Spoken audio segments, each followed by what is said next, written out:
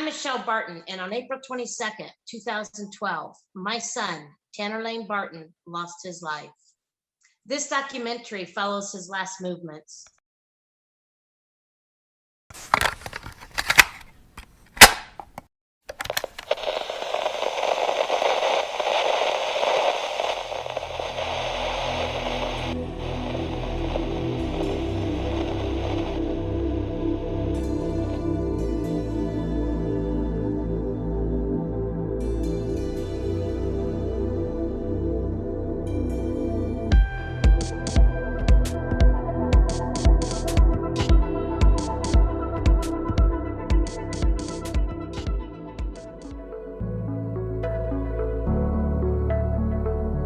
On April the 22nd, 2012, 19-year-old Tanner Barton lost his life at the home of friends Michele and Marcus Salazar. The promising college football player was visiting his hometown of Kokomo, Indiana, USA. Tanner's death was described by the coroner as suspicious, although after a controversial police investigation, Tanner's death was ruled as an accidental death by positional asphyxia. The verdict, however, threw up more questions than answers, and to this very day, Tanner's mother Michele is still searching for answers and ultimately justice. With exclusive testimonies from Michele Barton and the popular true crime podcast The Deep Dark Truth, we tell the full story to raise awareness and ultimately get this case reopened. You're listening to Think Twice Media's Tanner Barton. Where is my justice?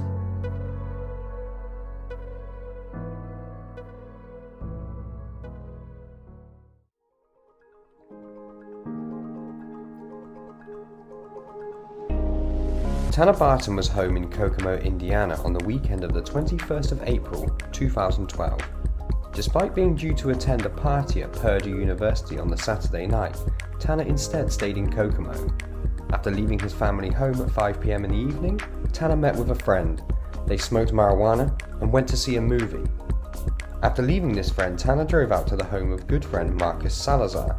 The home was owned by stepfather Jeff Linskog and mother Carol Linskog.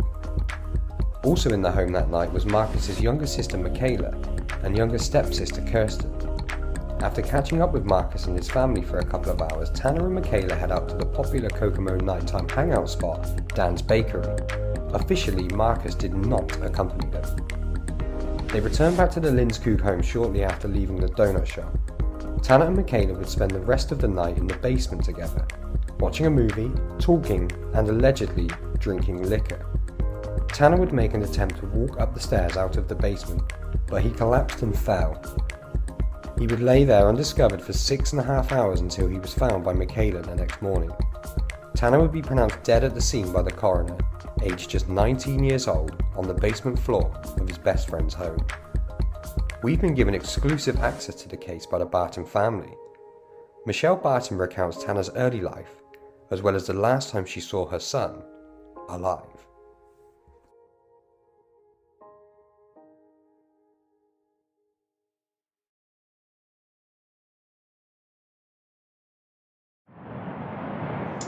Yeah, Tanner, he was a C-section baby, so it was a planned day. He was actually due on July 4th. But doctors don't work on that day. So it was amazing. The fireworks were going off and, it was perfect. He was our first child, our first son, our only son. And, as he got older, he used to think that all the fireworks were because of him. It was his celebration that they were doing it. And so when he was little, we just said, yeah, Tanner, it's all for you. This is, everybody's celebrating Tanner. And when he was little, he thought that was, that the 4th of July was for only him. Brilliant. As he gets older, through his youth and going into those teen years, can you remember any funny moments? Oh my gosh, there are so many, because Tanner, he was just so funny. Everything he did was funny. But I remember Halloween. dressed up as a woman. We had to go get him and his buddy dressed up as women. And that was when the Razor scooters were really popular. Oh, yeah, yeah. And then we put softballs in an old bra. We went to Goodwill and put a wig on him. And he had no shame in his game. He just was cruising down on his scooter as a woman, getting candy. And, he just was funny like that. And now in school, he did very well. Doing the research for this, we know that he had a love for football. In this country, we love what you would call soccer, but what is around the world known as football. What was Tanner like at football? How good was he? He was amazing. He started in first grade and he worked all the way up through. He made the North-South All-Stars. He was an All-State. North-South All-Stars is huge in Indiana. It's where the top players in the North go against the top players in the South.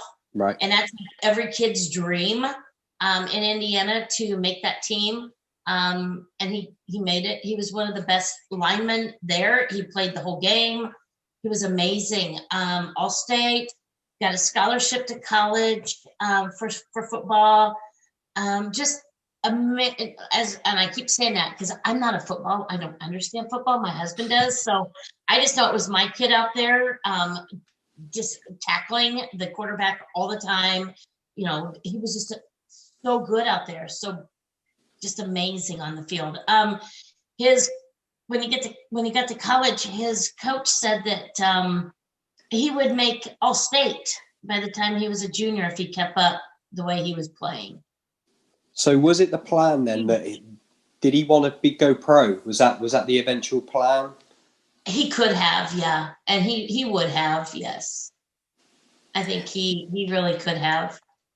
Now, I'm aware that he made the Dean's List, not once, but twice. How did that make you feel? We were so proud.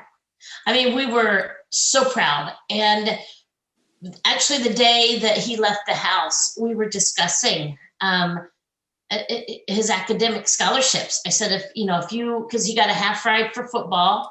I said, so if you get these scholarships for your academics, that's going to put both of the, you're going to get a full ride. Yeah. And he's smart. He used to tutor kids. So he would tutor the other players. And he wasn't supposed to, but I found out he wrote some papers for some kids. We've all been there. Yeah. And, so he was smart and athletically talented. So when he went off to college, how far away was that from Kokomo? Just about an hour, if that. 1 hour's drive. Probably 50 minutes, but because of traffic, But. So when he went off to college, were there any changes in him? How did he change as a person? Obviously, leaving the family home, going out to live in college. Did he change at all as a person, or did he remain true to himself? Was he the same guy, or did he grow up a lot? He grew up as a man. You could tell. He came back, and I always say he left a clean-cut kid, and he came back a woolly booger. He had that big, the football teams, they grow the big beards and everything. Yeah. But he was still true to himself. He literally even matured more because he was going to be a physical therapist. He had goals. Partying wasn't a big thing for Tanner. It never was. And when he got to college, it never was. And that proves, in his academic accomplishments, that right there proves that, he wasn't into the party scene. He was more into just, let's get this done. He was focused. So now we go straight to the chase. The night in question, or should we say the day in question? He comes home for the weekend. He comes home, he speaks to yourself. What are your recollections of that day? So his movements from when he arrived back at the family residence to when he left. Okay, he came home. I was out and about doing something, and I actually texted him and said, hey, come help me get this piece of furniture, because I knew he could move it by himself. So yeah. before your dad gets home. I don't want him to see this. So, so he came, and once he got home, he came and helped me do, a couple pieces of furniture movement, and which I was buying. And then he got home, he brought all his laundry in, he took a nap, he got up, he ate a meal, he shaved his beard down because, you have the beard, and then he just shaved the chops. So then he just had these chops here, which he was very, very proud of. I didn't like them, but he and his dad thought they were way cool. And then that's when we had the discussion with him about his academics, and then about when he went, because he was getting ready to head out to a party. And we were discussing, hey, if you see girls, somebody providing or slipping something in their drinks, you go make sure they're okay. I mean, this was my discussion with my son. And I kept telling him, you're going to a big college party tonight, which we later found out he didn't go to. But at this point, we thought that's where he was going. And he was like, no, I know, Mom, I know. I said, but you're a big guy. You protect him. If a guy's going to do something to a girl, and that was my conversation with him. And little did I know it would be someone that he needed help. Somebody should have had that conversation with their kids. So your understanding then, before he left the home, you were under the impression he was going to go, was it to Purdue? Yes, to Purdue University, yes. It was like a 45-minute drive away. And would that have been where his girlfriend was? Yeah, she was going there to a party. She actually was only a senior in high school, but it was like an orientation type party for incoming freshmen.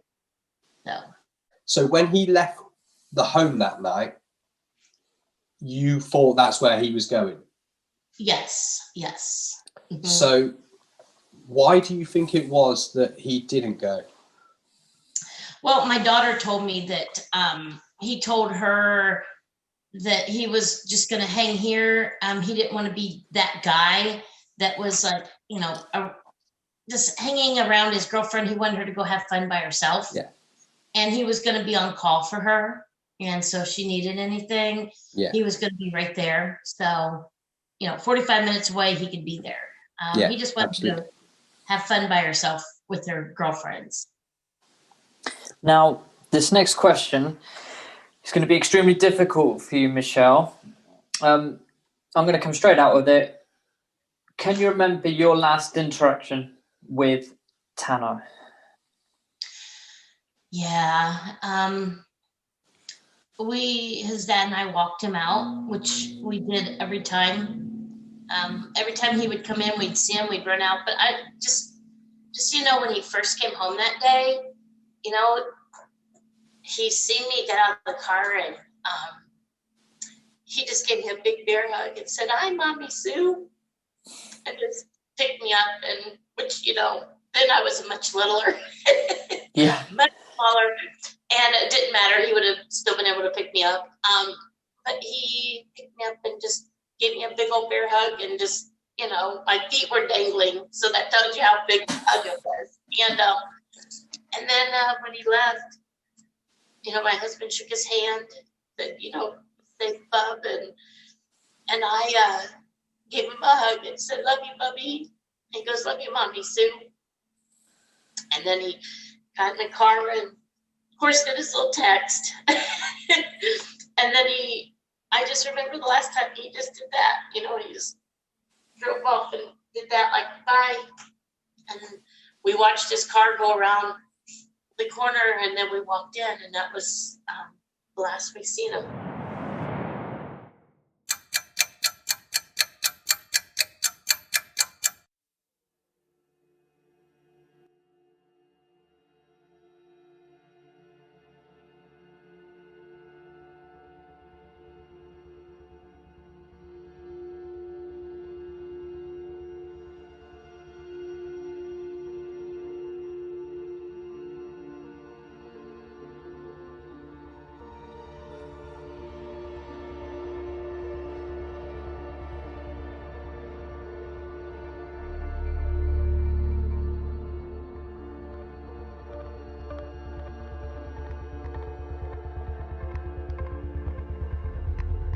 At this moment, Tanner has now decided to drive to the Lindskog residence to spend quality time with his friend Marcus Salazar and the rest of the Salazar family. This drive, however, is one that he would take alone. At the residence at this point officially was Marcus and Michele Salazar, joined by stepfather Jeff Lindskog, mother Carol Lindskog, and daughter Kirsten, all at the family home. However, there is massive speculation which is rife that there may have been several more people at the home that night, ranging from other friends to the controversial local veterinarian and alleged lover of Carol Lindskog, Dr. Todd Cooney. The time of arrival is up for debate, however, with the general consensus stating that Tanner arrived at the Lindskog residence at 10 p.m. Now, with exclusive footage obtained by TTM Medias, we are now showing you a brief snippet of Jeff Lindskog in his police interview discussing this very point.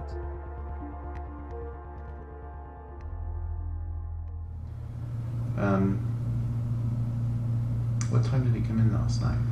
He got to our house around 10 o'clock-ish last night, and it's not unusual for him to pop by. Came in, seemed like he was in a good mood, said he had finished a paper at school, I got it done early, came in, said hello, and wanted to know where Marcus was. He was downstairs. So, he went downstairs shortly after just coming in and saying hello. So it was around somewhere in that 10 o'clock-ish range is about when he got to the house last night. You seem all right?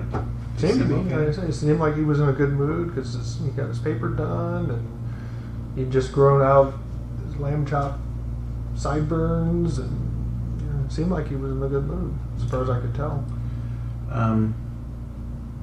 And what happened next? I mean, he's there, you're talking to him. Did you stay in the main part of the house this whole time? Or? Yeah, we were upstairs. Carol was working on some picture orders that she was doing, and I was going through a box of pictures for Marcus to put a senior board together for him. And we were up there, and we were just doing our normal thing. And then while you're doing that, Tanner's where? Tanner had been downstairs, and he came upstairs because Carol was in the bath and came out of the bath and came up, and Carol made Tanner a couple of grilled cheese sandwiches or something because he was hungry. And so I was in the living room going through the pictures, and he was in the kitchen with Carol having a couple of sandwiches and stuff. And then he went downstairs and I think he was playing video games with Marcus and Michele. Okay. Downstairs, and we were still up in the main part of the room, of the floor. And then he came up, and he and Michele were going to go to Dan's Donuts and pick up some donuts. And you were still up at this time? Yeah, we were still up at this time. And this was 12:30-ish. Okay. Somewhere in that neighborhood. I don't know the exact time.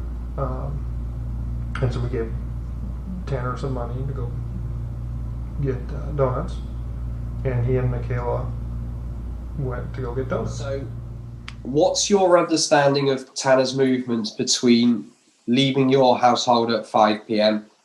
and then prior to arriving at the Lindskog household, which we believe was somewhere between 9:30 and 10? Okay. So at that point, we thought he was just going to Purdue. So we're going to go back because there was somewhat of an investigation in 2018, in which they told us that Tanner had gone to the movies with a friend. This friend told the detectives in 2018 that he and Tanner, went to his apartment. They smoked a ton of marijuana. Then they were late for the movies. And he said that he, around 8, it was like at 8:20 that the movie was over. And he told detectives, and in his statement, he said that he just didn't feel well. So he went on home to his place. This is the friend? Yeah, this is friend, Yeah. Adam Haney. Yes, his friend Adam Haney. And Adam said that he didn't feel well, so he went home, which was odd. it's odd. It's your friend's back in town. You invite him to a movie. There's a lot of oddness going on with this case. So Tanner, per Tanner's cell phone, what these people have said about Tanner just happened to come by around 9:30, 10 o'clock is wrong. Tanner's cell phone shows that he spoke with Marcus Salazar because Marcus had been texting Tanner all day. See, I have Tanner's cell phone. So I have, the text between them. And Tanner had said that they said, hey, can you come out? We're having a party. We have friends. We have, family's going to be there. Even the little Marcus's sister, Michele, had asked him to come out. And Tanner's like, no, I got to go to Purdue. I'm going there to be with Micah, his girlfriend, blah, blah, blah. And then it comes out that all of a sudden Tanner's like, and then you read Tanner's next text. It's like, hey, is that invite still open? And this was like at 8:30 something. And he goes, Marcus says, yeah, are you cruising this way? And Tanner says, I believe so. So Tanner didn't arrive 9:30 or 10. That was their lies. His phone shows that he arrived closer to like 10 till 9. He arrives at the Linskog household.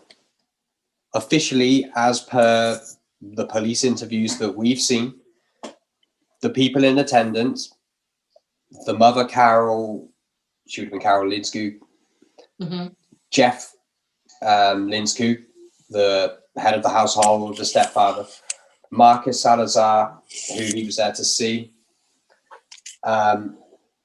Michele Salazar, his sister, and Kirsten Linskog, who was the daughter of Jeff the stepfather. Officially. And they were the only people there. Well, and then you have go on. Todd Cooney. Did you mention the veterinarian, or did I miss that? This is what I was going to say. Oh, where sorry. Where does he fall into all of this, and who is he? Okay. From what we had heard at this point, all I know is Todd Cooney was Tanner's best friend Tommy's dad. At this point, Tanner had spoke with me a couple weeks prior to his death. He came home for Easter and he was really upset. And I said, what's going on? And he said, well, Todd Cooney, Todd's having an affair with Carol, and he felt really bad for Jeff. And that's when I had to have a discussion with him and say, this is an adult thing. I know you like Jeff, whatever, but this is for adults. This is their sin, not yours. You need to just stay out of it. And it really bothered him. And I had to tell him, you don't want to interfere with any of this adult stuff going on. And so then that night, so Todd Cooney was there. Detectives told us that he and Carol, they confirmed it, that he and Carol were having an affair and that he was there as her boyfriend, but yet her husband still knew that they were dating. So, sorry, just to confirm that.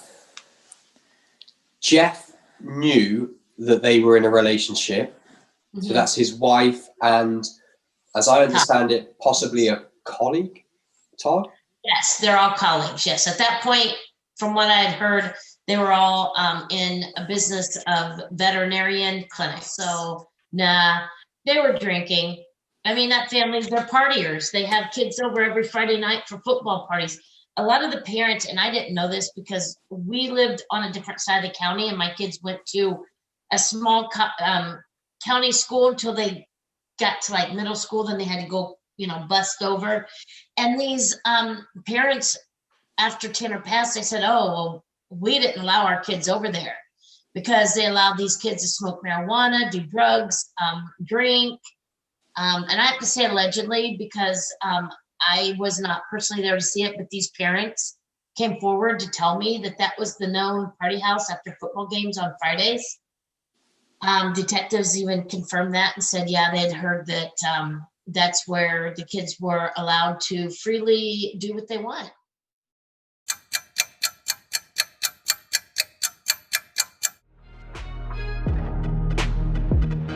At around 12:15 a.m., Marcus stated that he went to his room to go to sleep, leaving Tanner and 15-year-old Michele alone. With the blessing of Mother Carol, the pair would head out at around 12:40 a.m. in Tanner's car into Kokomo, where they would visit Dan's Bakery, a well-known late-night hangout spot for teenagers.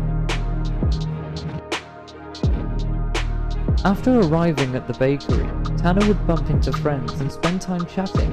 However, after waiting in the long queue for around 30 minutes, the pair would leave. According to Michele's witness testimony, they would also attempt to pick up another friend. However, this friend was at home asleep. The pair would then head back to the Lindskog residence, arriving back at around 2 a.m. Witnesses would then claim that Marcus Salazar was allegedly seen with both Tanner and Michele at Dan's Bakery that night, along with another female friend believed to be a friend of Michele's. Now, during his police interview, Marcus would give his account of where his night would come to an end. So you guys are playing video games up to about 12:15. You're downstairs up to 12:15, right? Well, I mean, I wasn't, like, we played, then we went back upstairs. I went to bed around 12:15. Oh, you went to bed around 12:15. Okay. And his phone was in my room when I went to bed. In which room? My room. My bedroom. Oh, his phone was in your room when you went to bed. Right. Okay. And so I was laying there texting for a little bit. And then about 12:30, he came in to check on his phone. He turned on the lights and saw I was there. And he said, like, good night to me, goodbye. Did he seem all right? Did he seem staggering or anything like that? No, he was fine then. And I asked him if he was going to stay or if he was going to go. He said he's staying. Mm-hmm. And I was like, okay. So I said bye. And he went out of my room, downstairs. And then a couple minutes later, I heard that they were going to go to Dan's. And You were still up and heard that? I was still awake. That was 12:40. I remember looking at my phone. And he said, yeah, Marcus is asleep. And I fell asleep about 5 minutes after he said that. And they left. And that's the last. I woke up. Him and your sister left? I woke up and I heard Michele say to Jeff that Tanner's downstairs and his face is blue. He's not moving.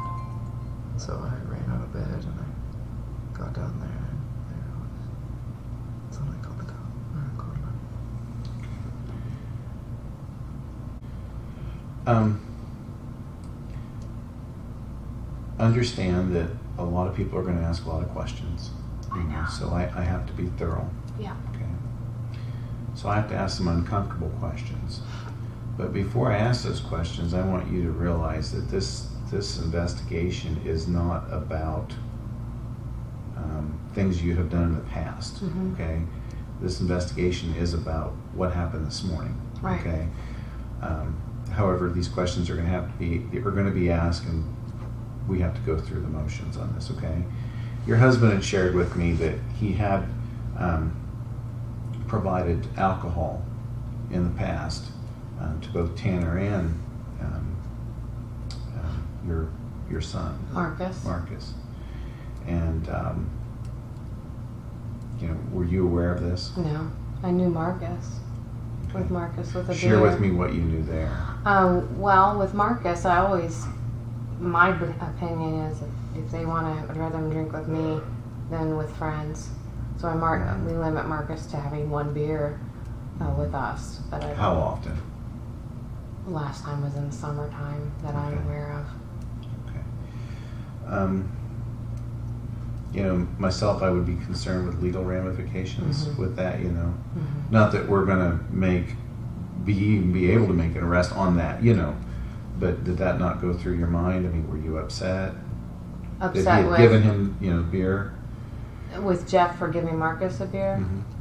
No, because it's in my house with me, and as long as Marcus was with me, I was okay with me. Okay. I'm not too happy about the other. Can you tell me about Tanner, or, I'm sorry. Yeah. Can you tell me about Tanner in this game of shots? Oh, Tanner came.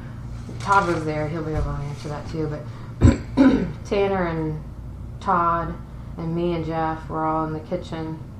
I'm not sure if Marcus was there or not. But Tanner said he wanted to play the shot game because I guess Marcus has told him. Oh, and Tanner was there probably last year or so when the adults were over and Kim and Todd and me and Jeff and some other people. We'd play a card game that was a shot game. We call it shot game. Okay. So Tanner said, I want to play the shot game. And I said, no, Tanner, you're not playing the shot game. That was it. Okay.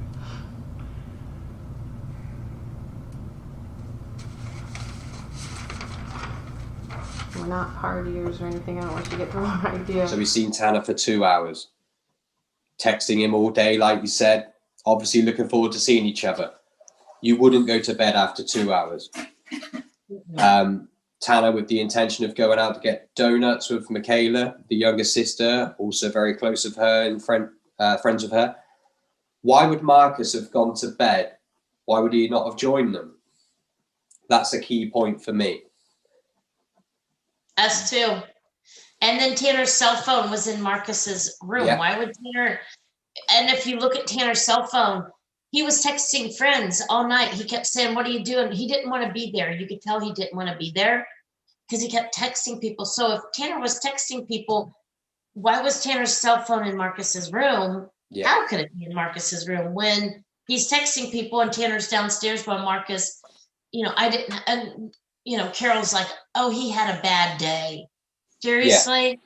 Tanner rolls into town, your best friend, the one that you guys like stay up, and Jeff even admitted they stay up all night watching videos and playing games, but on this particular night, they didn't.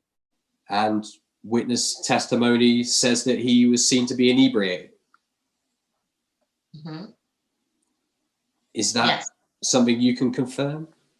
Yes, that's what we were told, and I didn't mean to cut in. I thought you were done. No, it's fine. No, it's fine. Yeah, but the gal that they said that they went by her house and she was asleep, I messaged her and she said, they called me and I told them I couldn't go anywhere. My stepdad said I couldn't go. It was too late. So she lied. Michele lied to detectives and said that she just went by and her friend was asleep. Her friend was awake. She called her. And I have the text from this gal who it can be confirmed that Michele actually called and she said she heard Tanner in the car with her. Now, this links Google residents. 2 words spring to mind: relaxed parenting. Allowed to drink in the residence, confirmed in the police interviews. Children under the age of 16 years old allowed out in the early hours of the morning, the most dangerous hours. In my opinion, unacceptable. Relaxed parenting. What is your understanding that Tanner was potentially involved in consuming alcohol with the parents?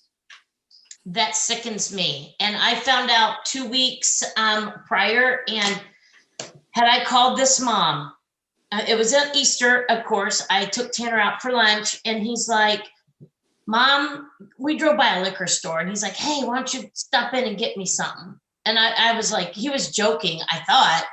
And I started laughing. I said, bud, I said, you're not 21. You're not getting anything. He goes, you need to be a cool mom like Carol because she buys me alcohol. I'm like, what? That's when I found out. And I'm like, okay, as a mom, I know he's 20. I know legal drinking age is 21 in America. But I was like, I wish I would have called her and said, don't you ever provide my son. And I almost did. I was this close, and I thought, he's grown. He could take care of this himself. And I told him, you're not of age. And then we found out, my daughter confirmed it, that he he told her that, hey, if you ever need alcohol while I'm away at college, Carol will buy it for you. She buys all the kids alcohol that come to the house. So that's why there's a lot of traffic going in and out of that driveway, because she buys kids alcohol. Allegedly. You know, I'm going to throw allegedly in there but this is what I was told by my kids.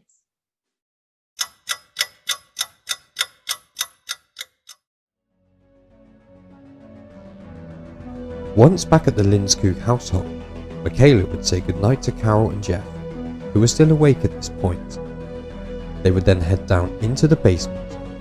Michele would grab a beer for Tanner and an alcoholic fruit drink for herself. After these, it is claimed Tanner would go back up into the kitchen and get more alcohol. This time, some white rum and pineapple juice as a mixer. The pair would spend the next hour or so drinking and confiding in each other. During the police interview, it was claimed by Michele this would be the first time she had ever drunk alcohol. However, she does admit to being drunk. Michele would recount this time period to Detective Shirey. So you guys, how long would you say that you stayed there at the Dan's Donuts? Maybe 10, 15 minutes. Not long at all? No. Okay. And then you went where?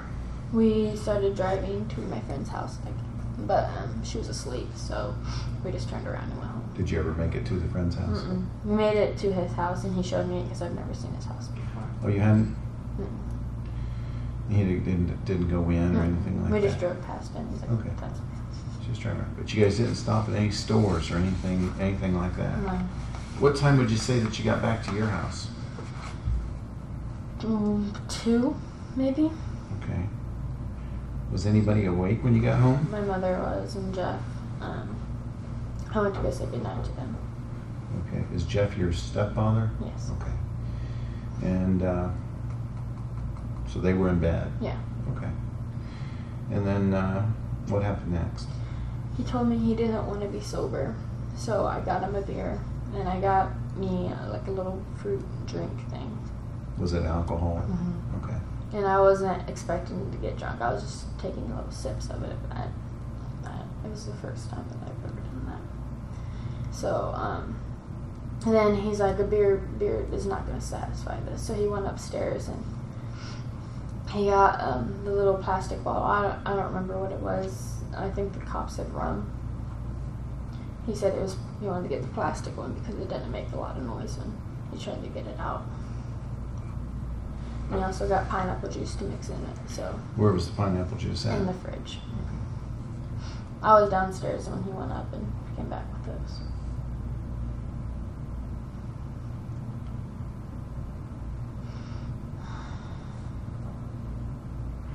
What happened next? We watched a movie and we just continued to drink, and then he poured some of that in a drink and he gave it to me, and I just took sips from it. I didn't really expect to get crazy. And then the next thing I knew, it was empty, and his was too, so then he refilled them. And I spilled some on the floor, like 2 times. Okay. And then how much would you say that you consumed of this? I drank the fruit drink, drank I think 2 glasses of the pineapple juice mixture, and I drank a little sip from his. So I was. So you were intoxicated? Yes, yeah. Okay. How intoxicated would you say that you were?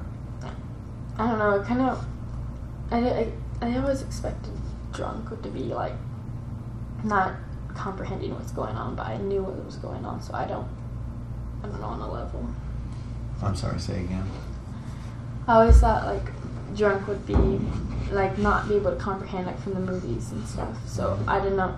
I comprehended and I understood what was going on in a way, but I don't know. I've never been drunk before, so it was weird. Were you dizzy? Yeah. Okay. Were you? Did you throw up? Mm-mm.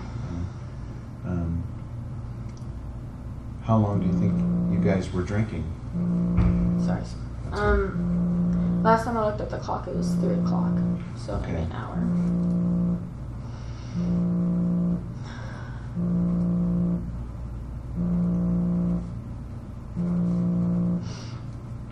While you guys were drinking, what was he discussing? He wasn't really talking. I was talking about my problems, and that he was just comforting me, I guess. And he kept saying that he was drunk, and I didn't believe him because he's a big guy, and I thought it took more than just 2 glasses and a beer to make him drunk. Mm-hmm. So I'm like, you're not drunk, whatever. So you just saw him drink 2 glasses. Yeah, and beer.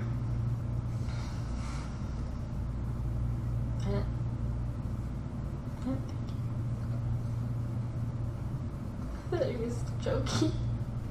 Okay. How much alcohol was in that bottle when he first brought it down? It was about, I don't know, I didn't get a good look at it, but it was maybe not middle, but a little bit less than the halfway.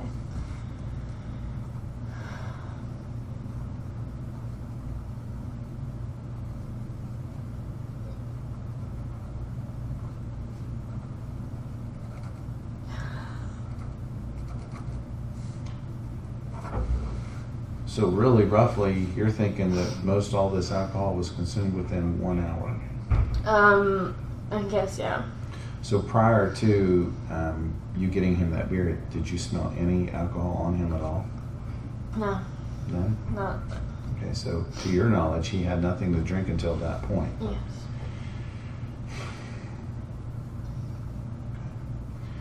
And you say he was, do you know, how much pineapple juice was that in that container? A decent amount. I know that he used it all when he was done because he threw the thing, I think. Do you think it was nearly full? I wouldn't say halfway or a little bit, but that.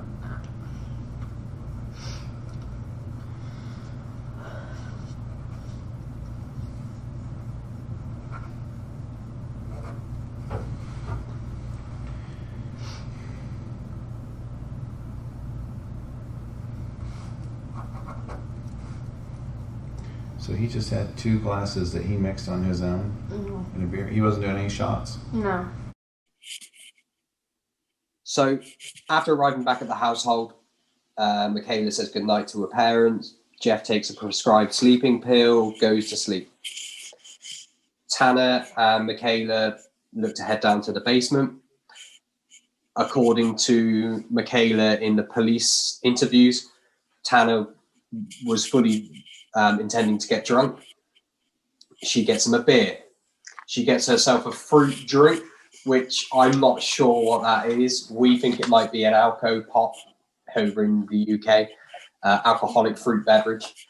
They go down into the basement and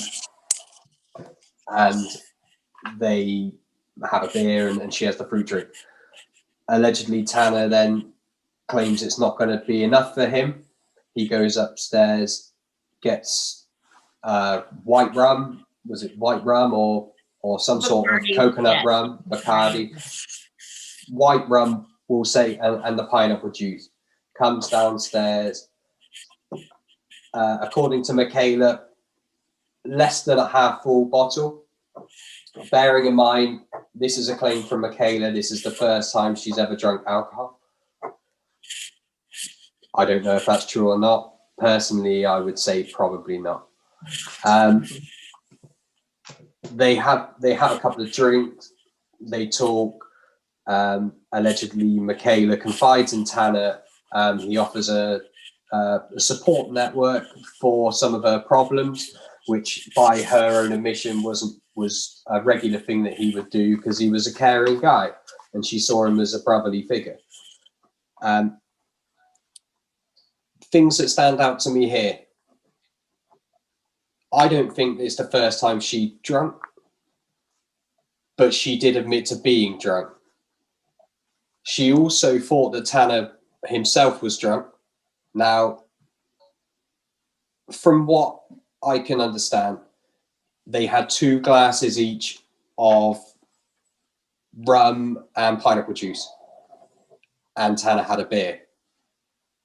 As far as you're concerned, Michele, would that have been enough for a man of Tanner's size?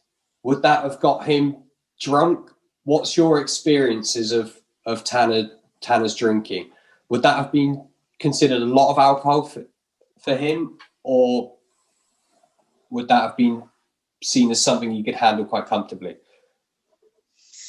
Well, Tanner never drank around us. Tanner didn't drink that we knew of. So this was pretty much the first that we had heard that he was partying. And of course, he told his sister that, of course, we're parents, but he told his sister that the summer prior, so this was April, so it was, the summer before, was the first time he'd gotten wasted. And it was at the Linskog home, and that they allowed him to drink and party with them, and they all would get wasted. That I didn't know until after Tanner passed. So, which is sickening. And, no parent should allow any of that unless you ask permission, and I would have still said no. Because that's just not what we do. I mean, I drink, but you're not of age yet. So stuff like this can happen. But Tanner's BAC was only 0.063, which is equivalent to about 1, maybe 2 beers. So whatever they said Tanner drank that night, we don't know. We don't even know, because the toxicology is all conflicting. So we don't know what our son actually had in his system. But we know that with the bottle that we were told that it was almost full. And we were told it was almost full. And if it was almost full and she's never drank before and Tanner's BAC was only 0.063, she would have been deathly ill when she was giving those interviews. And you all seen the interviews. She didn't act like she'd been hungover or sick. I mean, No. y'all know what it looks like, because I know I remember when I was younger and had a few days like that, but and then Tanner's BAC would have been higher. So that tells us that there was other people drinking with those two that night.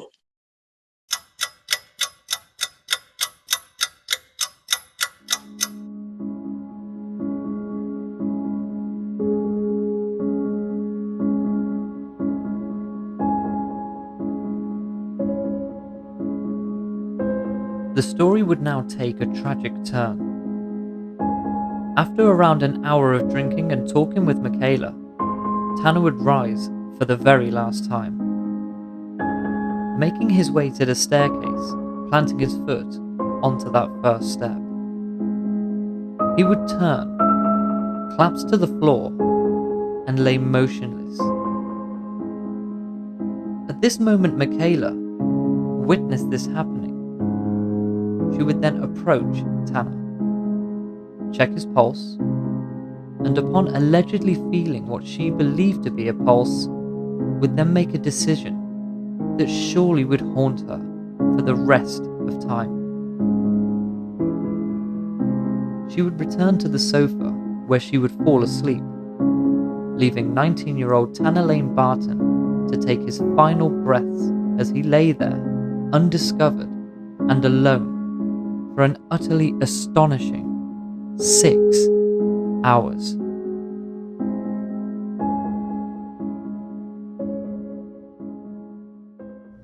He got up and he started going upstairs, I think. But I think he fell and he made this funny noise, so I started laughing. I thought I was joking. Mm-hmm. And he just laid on the floor, and I went over to him and I tried to move him, and he's like made this snoring noise. I'm like, oh, he probably passed out. And to be funny, I checked his, not to be funny, but I checked his pulse and I felt something, so I didn't think that he was dead or anything. Mm-hmm. I understand. Take some of this. I should have done something. I should have known. I'm gonna give you a minute.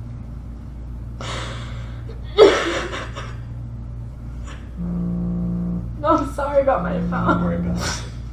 I'll turn it off.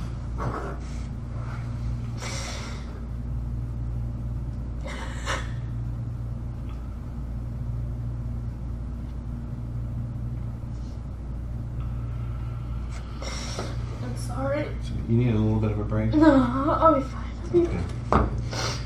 How, you say they fell down the steps, or at least you think he did. Do you think he was at that? I noticed there was like a landing, like there's steps and there's a landing.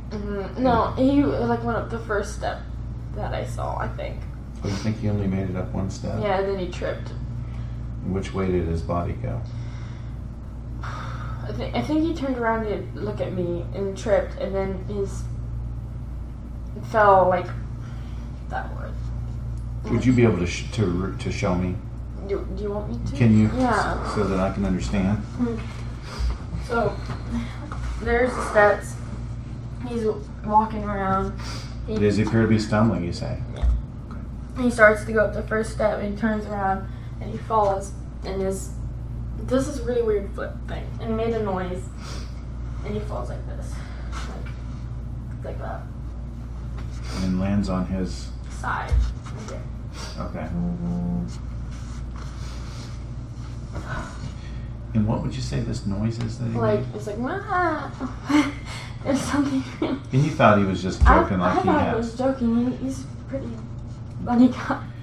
And what noise was he making after that? Like his snores were like a bear snoring, so I thought he was just passed out. So I went to They go look see- like his snores, like he was struggling a little bit. Not that I saw. Can you kind of reenact how he was snoring? Like. That's okay. I want to hear. I'm sorry. I thought he was snoring. He was like. I thought he was snoring because that's how he normally sounds. Okay. And he said he's like nasal issues. I don't. So you walked over to him. Yeah, I walked over to him. I was like, Tanner. And he snored after I moved him a couple times. I'm like, oh, okay, he's asleep. Mm-hmm. And so then I checked his pulse to be sure, and I felt something, so I went to go back to sleep. I'm like, he's fine. Do you have any idea what time this would have been? This is maybe 20 minutes or so after I checked the clock at 3. Let's see. So we're looking 3:20, 3:30ish in this area. Mm-hmm. Okay. What happened next? I went to sleep, and the next thing I woke up, and I still saw him over there. Right. So last time Michele looks at the clock, around about 3 a.m., 3:50. For an unknown reason to her, Tanner gets up, goes to walk up the stairs, turns, falls. She says he makes a noise. He's on the floor. She goes over. She asks, he calls his name, thinks he's joking, messing around. She also says she thinks he may have passed out because she thought he could have been drunk. We've already established probably wasn't the case due to the blood alcohol levels.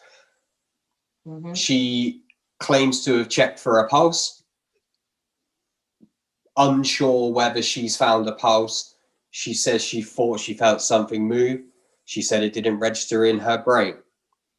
And then she gets into bed and goes to sleep. The most shocking thing for me, I think she should have gone and got somebody at that point. You know, even if it's an innocuous fall, she doesn't know he's not knocked out. He could have hit his head. Very least, she could have gone and got Marcus. Come on, Marcus, Tanner's fallen over. Can you come and wake him up? You know, he's your friend at the end of the day. Come and get him up, stick him in bed. I think he's drunk. You know, that sort of thing. No, you know, nothing more than that. Nothing more sinister. But she should have gone and got somebody. I don't understand why she just went and got into bed. On the couch. Which was, how far away from him would that have been? Just feet, probably 10 feet, if that. Okay. And why wouldn't she go to bed? Because her bed's in the basement. Her bedroom's in the basement. Why wouldn't she go in her bedroom And just in case Tanner got up and wanted to go lay on a couch or something, why would she sleep on the couch? Which is where she said he was due to sleep, or where he would usually sleep would be on the couch. Mm-hmm. So she's effectively taking his place of sleep. Yeah, so which meant she was prepared to leave him, even if he was fine. She's still expecting him to sleep on the floor, which is odd. Yes. It's what I would call gross negligence on a monumental scale. It's inconceivable, unthinkable that someone's collapsed in your house. You go over and check their pulse, has a brain fade herself when she said it didn't register, outrageous, and then secondly, just leaves him. It's angering. Very. And my daughter, after my son passed, she's like, it's like what she did was like somebody drowning, and you're out there and you're just standing at the shore and watching them. That's what this is like.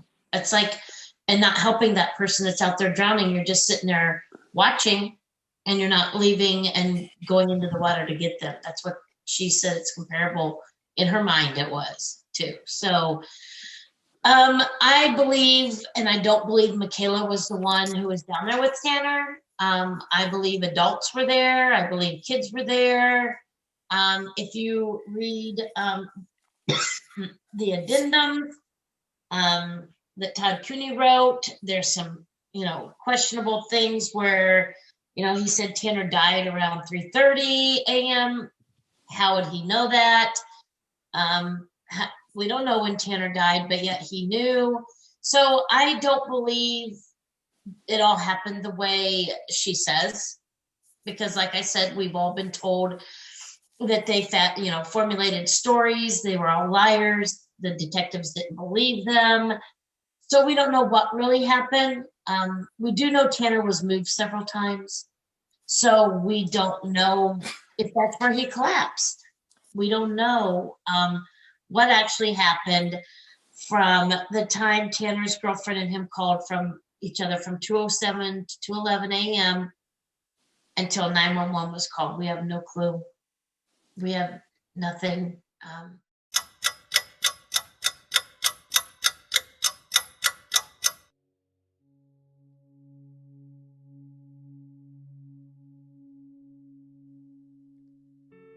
Members of the household would start to awake, the first being Carol and Jeff. Carol would allegedly leave the house early to go run errands in Kokomo. Jeff would wake to feed the animals. Jeff would unknowingly be the first to discover Tanner. However, instead of raising the alarm, he would instead take photographs of Tanner as he lay at the bottom of the stairs and then email them to Carol.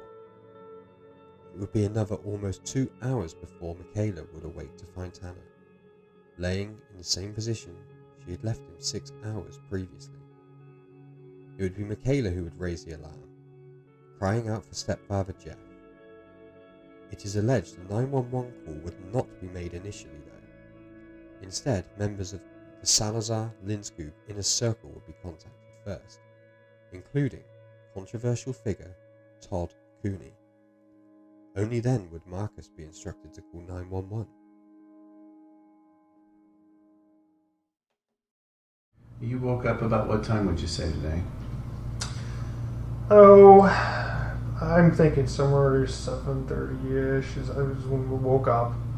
I don't think we actually got out of bed until 8:30, somewhere in that range. Carol left to go to the tanning bed and run a couple errands in town. And I got up and fed all of the animals that we've got. I heard one of the dogs go down through the gate to go down to the basement. Mm-hmm. And so I went down to get him, and that's where I saw Tanner laying on the floor. And I'm thinking he's just asleep because it's in the past, sometimes they'll just fall asleep wherever down there when they've been up late. So I Have you ever been to fall asleep on the floor before? Yeah, all the time. Okay. So that's why I didn't think anything of it. the fact that he was asleep. So I grabbed Val, who was the dog that went down, took him upstairs, and I thought about, this is kind of a funny photo, type of a thing because of where he was sleeping. Mm-hmm. So that's why I took the photographs of him. Mm-hmm. And then I sent one to Carol through email, my work email, to her email. Mm-hmm. Just because I thought it was odd. Can you show me where you did that? Because I never did get to see. It's not on this phone. Oh, it's on the other phone. It's on the other phone Okay. that I can't remember which one of the officers took them. And you send the phone to Carol. Did you So send I sent the picture the picture through email Right. to Carol because I thought, this is just. I mean, we've taken pictures of the kids before when they've slept. Sure, I understand. Thought nothing of it at all. Mm-hmm. Came upstairs, going through my normal routine, getting dressed, and dishes and all the other things. And then I was looking for something, and Michele came up, very upset. Something's wrong with Tanner. Something's wrong with What'd Tanner. she say? She said, something's wrong with Tanner. I think he broke his nose. And so I immediately went downstairs. And I don't know if she had moved him at all, but I know I rolled him over, and then I saw his face. Okay. And I knew instantly when I saw his face that he was dead. But I still tried to see if I could find a pulse on him anywhere. Sure. See if I could get his airway open. And I couldn't. And Marcus had come down at some point because I was trying to do something. And that's when I told him, call 911 right now. And so he made the call. Jeff Linscoop was lying. There's no reason for Jeff Linscoop to go down to the bottom of the stairs because the dog would have been barking at the top of the stairs. And the way the staircase goes, it's down, like 5 steps, turn, and then down and enclosed. So you can't see. So you have to walk down. So there was no reason for Jeff Linscoop to go down to the bottom of the stairs. So he got the picture and he didn't text it to Carol. He emailed it to her. He went up and got his work phone, emailed it to Carol. And she, when she got back to the house, now this is, kind of interesting because he emailed it to her. When she got back to the house, not only did she come by, she left to go get donuts, but then she came back at 9:40 a.m. at the same time with Todd Cooney. Now, when she was calling Todd on her way zooming and racing home, how did Todd and her meet up at the same time in the same vehicle at the same time at the door? So she says her and Todd arrive at 9:40. We have this in the statement. So this is written down, documented by the police because they have a login for anybody that came to the crime scene. So she got up on, as soon as she got up to the door, her and Todd, Jeff answered the door immediately and said, I emailed you a picture of Tanner.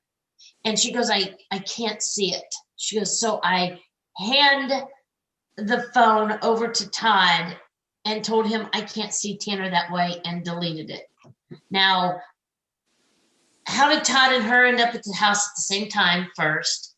How did she know what the picture was? Because Jeff just said I found Tanner in a funny position. How did she know she couldn't see Tanner that way? And for Tanner to be lying at the basement steps, and Jeff, I don't believe that's where Tanner collapsed. I believe he was placed in that position because the lividity doesn't match up with the way Tanner was. And they admitted, all of them, there's like 3 or 4 times they had moved Tanner in their statements. They admit to it. So we don't know what actually happened. Like I said, once again, we were told they were lying and they are not to be believed.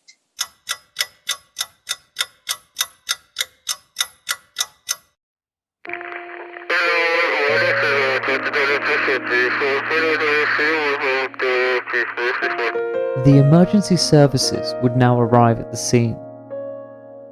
The coroner would perform an assessment of the scene, pronounce Tanner dead, and begin the investigation. detectives would arrive to question the Salazar-Lindskog family. At the scene, Tanner's death would be officially described as suspicious. The basement was described as resembling a place where a party would have taken place. An empty alcohol bottle would be found hidden in the basement. Tanner's body would be transported to the Howard County Community Hospital for an autopsy and toxicology examinations.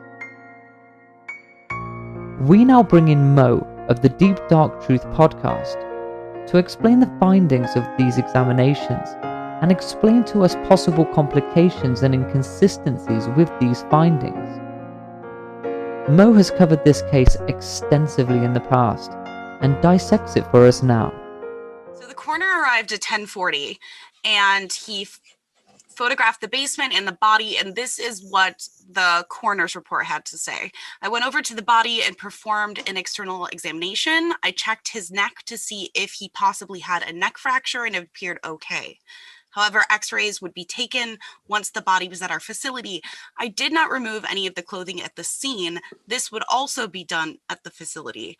Detectives began processing the scene, and while they were busy with the job, I started looking around the basement.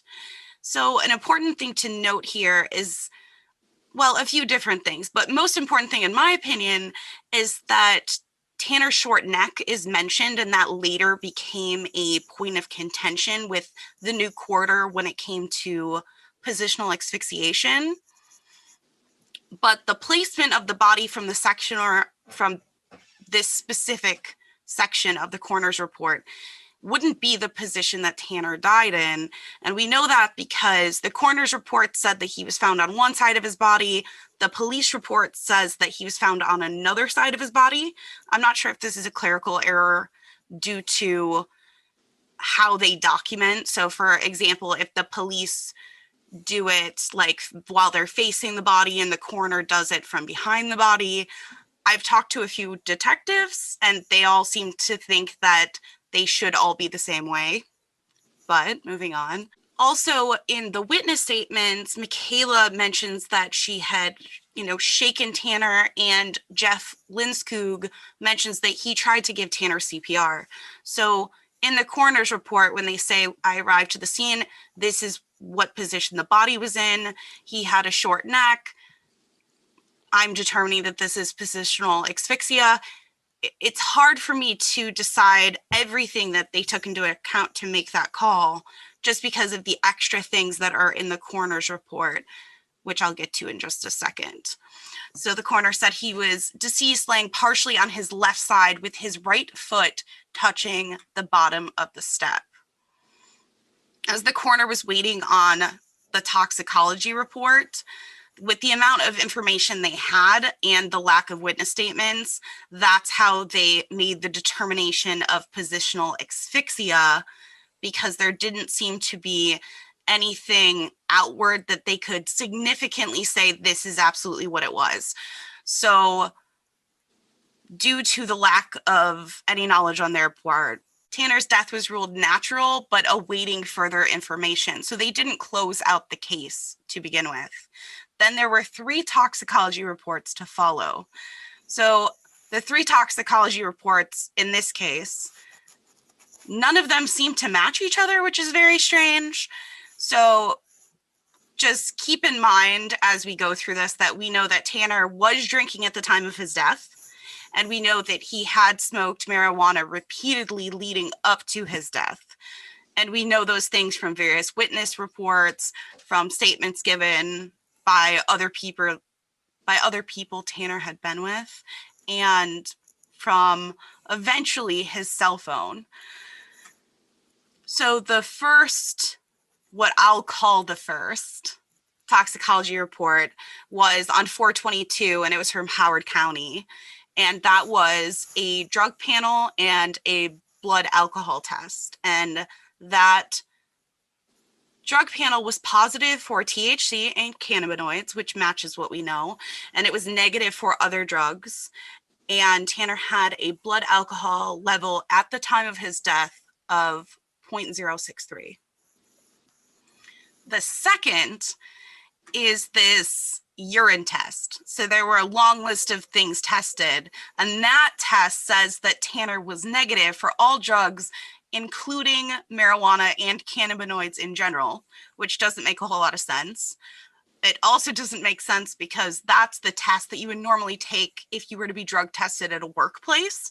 So it's a very reliable test for things like THC and marijuana. And there's also this contentious fact that in the coroner report, the coroner says that they were not able to get urine from Tanner's body. So there's this question of where did this urine test come from? Was something just documented incorrectly?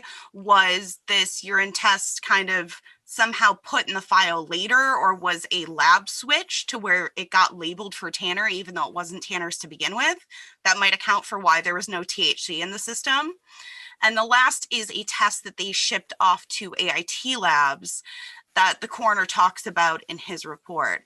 And that test would be the last that was given to the family when the case was closed. So this was a test that the family didn't really even know existed. But after the case was closed, after Michele had been very vocal for years about Tanner being the possibility that Tanner could have had ketamine in his system and wanting that tested for, and all of these different people going to Howard County and asking them, hey, do you have a statement on this? The parents of Tanner Barton would like a test for ketamine. They never said, well, we've tested for ketamine. But this test from AIT that is then sent to the Bartons, it says that ketamine has been tested for. Which also we have the issue too of this not exactly matching the other things as well. It was negative for, I believe, ethanol and like other forms of alcohol, basically. In terms of the toxicology reports undertaken by 3 different bodies, as it were, what on earth are you thinking there? I mean, in terms of your position on it, how do you think that process was undertaken? Was it lawful? And secondly, do you feel that's even right? Is there an opportunity even now to try and perform some sort of tests that with the equipment and things that they have now? Yeah, unfortunately, I don't think there is much opportunity for retesting. Michele, from the very beginning, once she realized that she wanted, well, I'll say once Michele was brought the theory that ketamine could have been involved, she started being very vocal to the point where she said that she would be willing to have them exhume Tanner's body, which to me is a sign of the family being very confident that something is wrong, because you don't just let somebody exhume your son's body unless you very much feel that something good would come of it. But at this point, after how many years it's been, I don't think that there's any fluids for them to get that could help enforce anything like that, any kind of toxicology. And I don't believe that the state of Tanner's body, I think whatever happened to him was internal. So I don't think an external force. So they would still be able to find blunt force trauma, for example, by exhuming a body after this amount of time. But I think that whatever contributed to his death was internal, whether that's, drugs or a health issue or whatever it is, it was internal, in my opinion. And so I don't think that it would help, unfortunately. I think that with the information they have, that they could extrapolate some other possible things if state police, for example, were to get involved with this case. I think it would be a lot quicker. I think that they would get different results. What those results are, I'm not sure, because even with the amount of information that Michele was given after the case was closed, and therefore we're privy to, there's still so much that wasn't done that needed to be done at the time.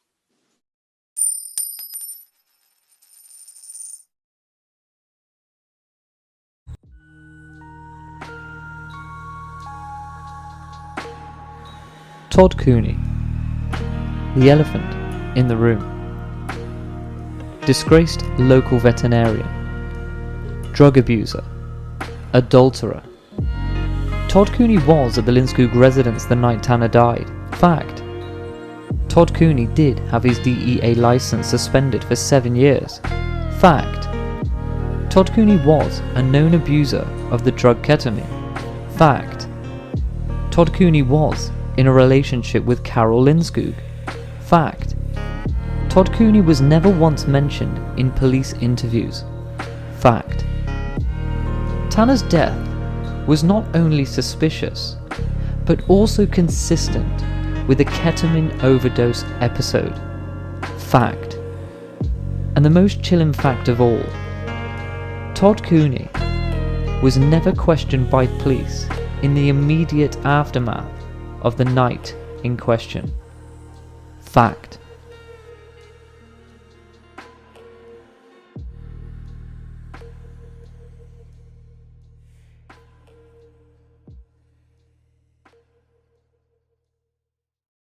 He had abused ketamine in his clinic. He was found with a needle in his neck.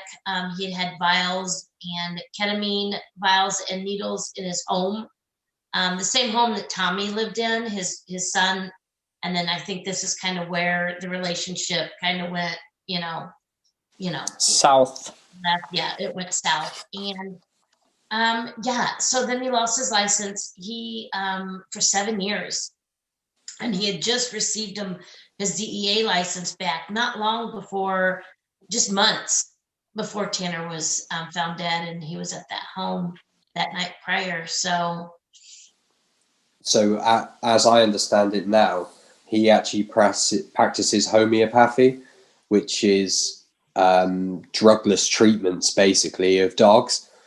So that to me would indicate further issues with drugs, trying to distance himself from drugs, that sort of thing.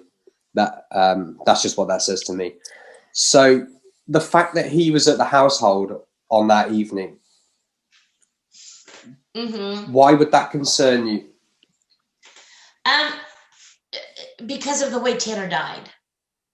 Tanner died. His the way he died, the manner, the cause, is parallel to dying from ketamine, from the symptoms of overdose on ketamine.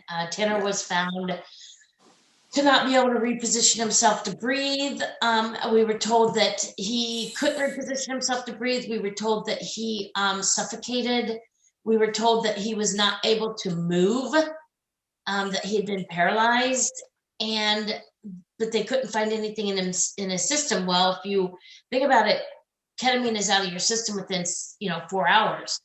Well, they waited 6.5 hours before they called 911 when Tanner collapsed. So yeah, it's not going to be there yet, but they didn't check for it, even though we begged them to. But yes, it is parallel, the way Tanner died, to overdose on ketamine.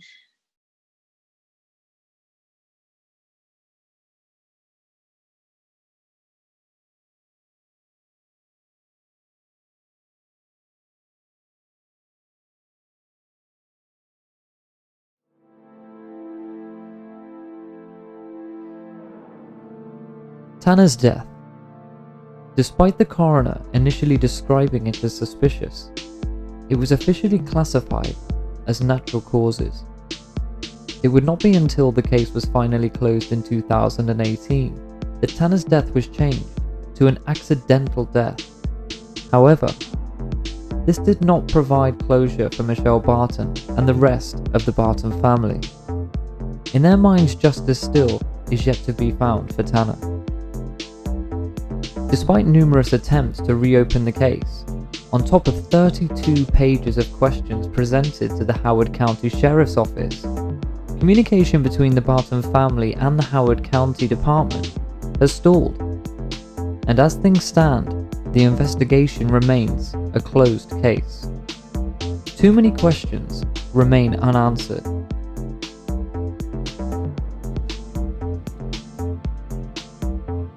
What were Tanner's movements between leaving his family home and arriving at the Lindskog household? Who was actually in attendance that night at the Lindskog residence? Did Marcus Salazar retire to his bedroom at midnight? Was Marcus and others present at Dan's Donuts? Why were Jeff and Carol Lindskog not investigated further, despite openly admitting to providing alcohol to minors on their property? Why would Tanner have a low blood alcohol level if he had been drinking up to 3 a.m. with Michele? When and where did Tanner actually collapse? Why was Tanner left unconscious for 6 hours? How is it acceptable for Jeff to take pictures of Tanner and email them to his wife? Why was Tanner never tested for ketamine? And why was controversial local veterinarian Todd Cooney never questioned by police, despite being at the Lindskog residence both on the night in question and the morning after? Fast forward to the present day. The fight for justice for Tanner continues. Michele Barton continues to raise awareness every way that she possibly can. She has even appeared on numerous podcasts and has been the subject of multiple articles. An appearance on the Dr. Oz show, however, would prove problematic after she received questionable, if not harsh, treatment from the Dr. Oz show representatives, most notably Laura Petler.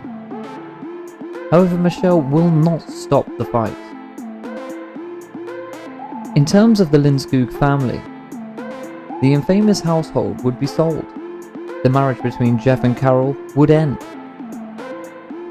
Marcus, Michele, and Kirsten would move on and live normal lives, albeit with the knowledge of that evening in their mind, body, and souls forever, until the end of time. And as for Mr. Todd Cooney, he would go on to continue his veterinary practicing, however, would move into homeopathy, where he would no longer have access to the narcotics that dogged his career. Carol Lindskog would remarry. She would now be known as Carol Cooney.